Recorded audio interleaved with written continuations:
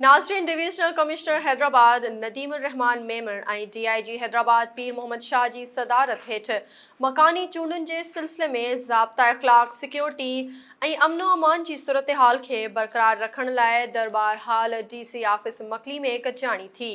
उन हवाले सां तफ़सील ॿुधाइण लाइ असां सां टेलीफ़ोन लाइन ते मौजूदु आहे SS न्यूज़ जो रिपोर्टर तनवीर ख़ासकेली। जी तनवीर, छा तफ़सील आहिनि?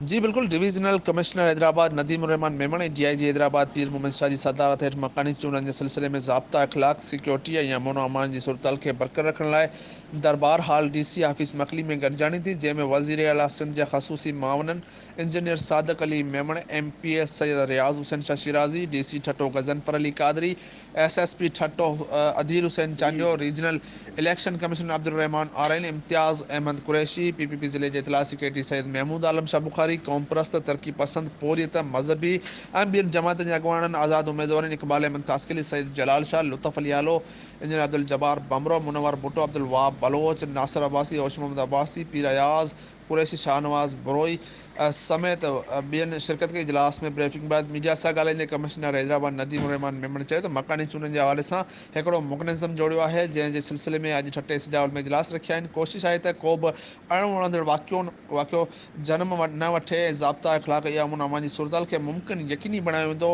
उम्मीदवारनि ऐं वोटनि जी जान ऐं माल जी हिफ़ाज़त खे यकीनी बणायो वेंदो। कोशिशि आहे त अहिड़े का बि शइ न थिए जंहिं सबबु इलेक्शन मुलतवी थिए। इंतही हसास पोलिंग स्टेशन्स ते ज़रूरत मुताबिक़ पुलिस सां गॾु रेंजर्स खे पिणु मुक़ररु कयो वेंदो। इंतही हसास पोलिंग स्टेशन ते CCTV कैमराऊं बि नस्ब कयूं वेंदियूं। पोलिंग स्टेशन ते प्राइज़िंग ऑफिसर खां सवाइ कैमरा ऐं मोबाइल खणी वञण जी इजाज़त हरगिज़ न ॾिनी वेंदी। इलेक्शन वारे ॾींहं ते पोलिंग स्टेशन खां शहरी पोलिंग स्टेशन 100 मीटर ऐं जॾहिं त बहिराड़ी जी पोलिंग स्टेशन 200 मीटर परे क़ाइमु कई वेंदी। जी।